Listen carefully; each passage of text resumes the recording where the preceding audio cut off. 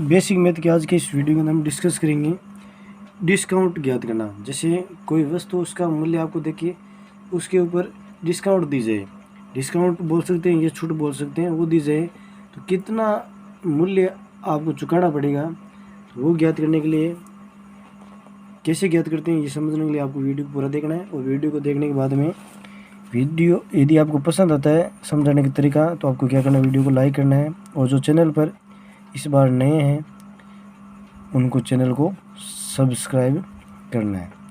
तो डिस्काउंट ज्ञात करना, जैसे मान लो क्वेश्चन ले लेते हैं, ये किताब है उसका मूल्य 120 रुपये है।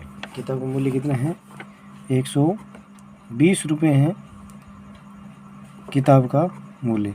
और इसके ऊपर डिस्काउंट मान लो देर की है 10% की देर की। कितनी देर की है, 10%। 10% ये क्या है, डिस्काउंट है। अब डिस्काउंट क्या होती है ये समझना है पहले कि डिस्काउंट क्या होती है और हमें कितना देना पड़ेगा, कितना प्रतिशत देना पड़ेगा। जैसे 120 रुपये किताब का मूल्य, इसका मतलब है 100%। कोई वस्तु है उसका जो मूल्य है वो पूरा 100% होता है। अब डिस्काउंट को और बोल सकते हैं हम छूट बोल सकते हैं। अब इसके अंदर यदि 10% की छूट है, क्या है 10% की छूट है, तो 10% की छूट है तो हमें देना कितना पड़ेगा, 100 में से 10 घटाएंगे यानी 90% मूल्य वो देना पड़ेगा। 100% मूल्य है उसमें से 10% क्या है, छूट है, तो हमें देना कितना पड़ेगा, 90%। ठीक है, तो ऐसी ये किताब है, इसका मूल्य है 120 रुपये। अब हमें 10% छूट दे दी तो हमें देना कितना पड़ेगा, 90% देना पड़ेगा, यानी 90% इसका मूल्य है वो देना पड़ेगा। तो कैसे ज्ञात करेंगे, तो 120 है, 120 लिखेंगे गुणा जो डिस्काउंट है वो 100 में से आपको क्या कर देना है, घटा देना है। यानी जैसे यहाँ पर 10% है, यदि 15% होती तो 100 में से 15 घटाते कितना आता, 85% आता। यदि मान लो 12% होती तो 100 में से 12 घटाते तो कितना आता, 88% आता। तो जितना भी परसेंट आ रहा उससे आपको क्या कर देना है, गुणा कर देना है। जैसे 120 और 10% डिस्काउंट है यहाँ पर, तो हम क्या करेंगे 90% से गुणा करें। तो ये 90 और प्रतिशत का चिन्ह लगा के मैं क्या कर दूँ, सीधा बटा 100 कर दूँ, क्योंकि प्रतिशत का चिन्ह बाद में हटाएंगे तो बटा 100 आएगा, तो मैं सीधा ही हटा देता हूँ। तो 90/100 हो गया। अब मैं क्या करूँगा, जो भी कट रहा है उनको काट देता हूँ। जैसे ये ऊपर 2 जीरो हो गए, नीचे 2 जीरो हो गए। अब ऊपर क्या बचा 12 और नीचे क्या बचा, सॉरी आगे गुणा में क्या बचा 9, तो 12 9 के 108, यानी उस किताब का मूल्य हमें कितना देना पड़ेगा, 108 रुपये देना पड़ेगा। अब जब भी आप किताबें खरीदें तो पहले दुकान वाले से पूछे इसके अंदर डिस्काउंट कितनी है, फिर आप इस हिसाब से ज्ञात कर सकते हो। मोबाइल में कैलकुलेटर उसका प्रयोग करके भी आप ज्ञात कर सकते हो। जैसे 120 है उसका 90% आप ज्ञात कर सकते हैं। 90 से गुणा करके आप, जैसे 10% डिस्काउंट है तो 90 होगा ना, 90% देना पड़ेगा, तो 90/100।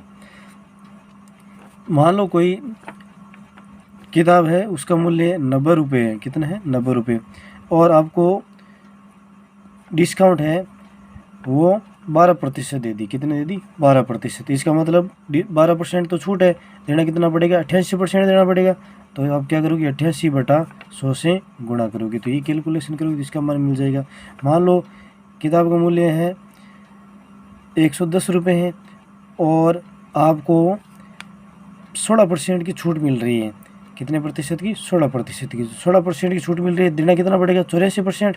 तो 84 बटा क्या करेंगे, 100 करेंगे, ये कैलकुलेशन करेंगे, इसका मान भी आ जाएगा। तो कहने का मतलब ये है जितनी डिस्काउंट दे रहे हैं उसको 100 में से घटा लेना है। जैसे 20% डिस्काउंट है तो देना कितना पड़ेगा, 80%। तो जितना भी उसका मूल्य है उसको क्या कर देना, 80% से गुणा कर देना है, यानी 80/100 से गुणा कर देना है।